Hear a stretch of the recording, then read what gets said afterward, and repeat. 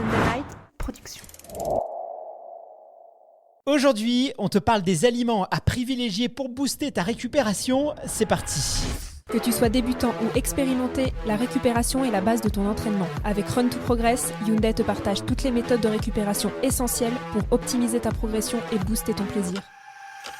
Soyez les bienvenus dans Run to Progress, le focus récup en partenariat avec Hyundai. Aujourd'hui, je suis accompagné de Stéphane Diagana, notre spécialiste de la course à pied et de la récupération. Salut Stéphane, comment vas-tu ?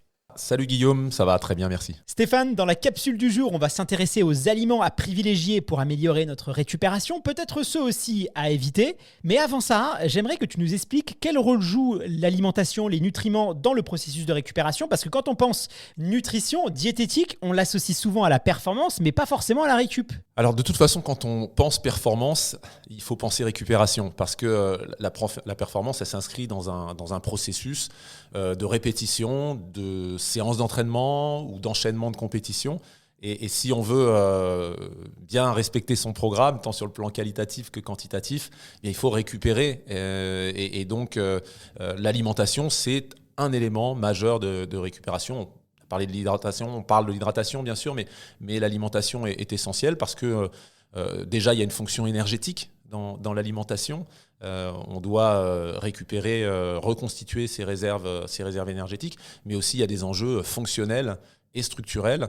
Et le but, vraiment, dans la récupération, c'est de revenir à ce qu'on appelle l'homéostasie. C'est l'équilibre qui permet de bien fonctionner, d'avoir un corps qui fonctionne bien. Et la course à pied, l'entraînement, la pratique vient perturber ces équilibres et c'est normal. Mais si on veut pouvoir enchaîner des compétitions, si on veut pouvoir retrouver ses moyens assez rapidement, eh bien, il faut s'hydrater, se reposer et s'alimenter correctement. Alors justement, quand on pense course à pied et alimentation, il y a les pâtes, les féculents, les sucres lents. Là, on est plus sur la ressource énergétique. Et quand on pense récup, on pense protéines, qu'elles soient végétales ou animales. C'est grâce à elles qu'on arrive à bien récupérer.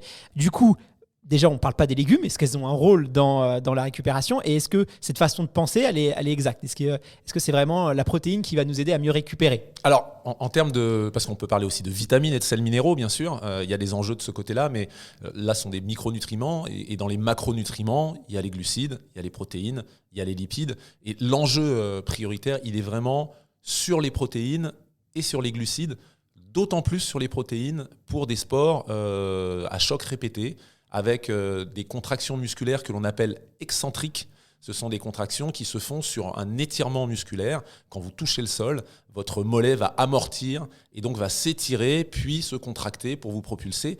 Et c'est pour ça que vous avez des courbatures. Parce que, à la différence du vélo, on est sur des sports à choc, des sports à contraction musculaire excentrique. Et là, il y a un petit peu de casse musculaire qui se produit sur les quadriceps aussi, les muscles antérieurs des cuisses. Et donc, de ce fait, on a un petit peu de lésion musculaire qu'il faut réparer. Donc, il y a un enjeu, un besoin de protéines à ce moment-là qui est assez important. Pour ces raisons-là, spécifiquement encore, pour la course à pied par rapport au vélo, à la natation, par exemple, sur des efforts de même durée. Du coup, après un effort, que ce soit après un entraînement, une sortie longue, un marathon, un semi-marathon, tu nous recommandes vraiment de consommer de la protéine, si j'ai bien compris.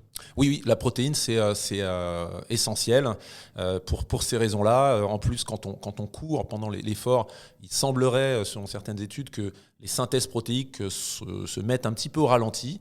Et donc, elles doivent repartir. Et en plus, on a des sortes de compensations et des besoins augmentés derrière. D'ailleurs, quand les personnes se mettent à courir, se décident à courir, bien souvent, les deux erreurs, c'est de ne pas mettre en correspondance les besoins protéiques et les besoins d'hydratation. C'est-à-dire que les gens ont gardé à peu près le même mode alimentaire, et alors que les besoins sont augmentés sur ces deux plans. Sur le plan énergétique aussi, mais on s'en rend compte plus facilement et plus vite, parce que si on ne se nourrit pas assez, l'hypoglycémie a des signes assez nets de vertige, d'un peu de fatigue.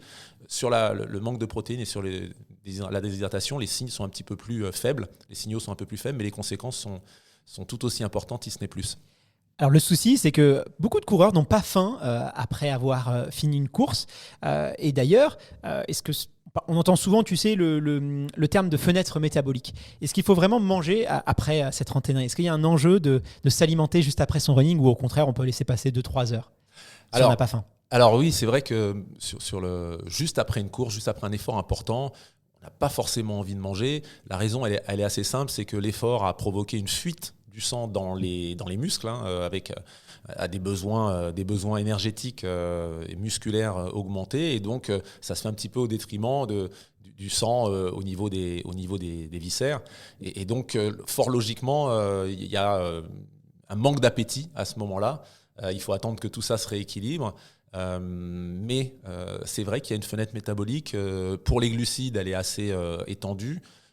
Pour les protéines, en revanche, elle est assez courte. La fenêtre optimum, c'est dans la première demi-heure. Il semblerait qu'on absorbe et on assimile beaucoup plus facilement les protéines. Il y a une meilleure efficacité de resynthèse protéique dans cette première demi-heure. Ça s'estompe un petit peu dans la suivante et beaucoup plus après. Donc la première demi-heure et la première heure est assez décisive pour reprendre des protéines. C'est pour ça que si on a du mal à manger en grande quantité, prendre des pistaches, prendre des amandes, prendre des cacahuètes par exemple.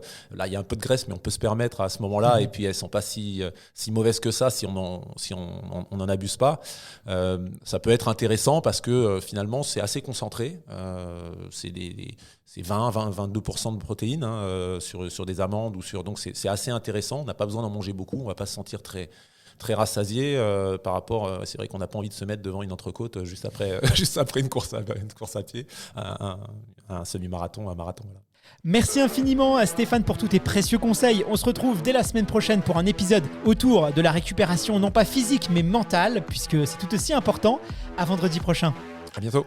Vous venez d'écouter Run to Progress, le programme qui vous permet d'enrichir vos connaissances et de faire le plein d'énergie en 5 minutes chrono. 5 minutes, c'est aussi le temps de charge nécessaire pour bénéficier d'une autonomie de 100 km avec le nouveau Ioniq 5, le SUV 100% électrique de Hyundai. Pour en savoir plus, rendez-vous sur hyundai.fr.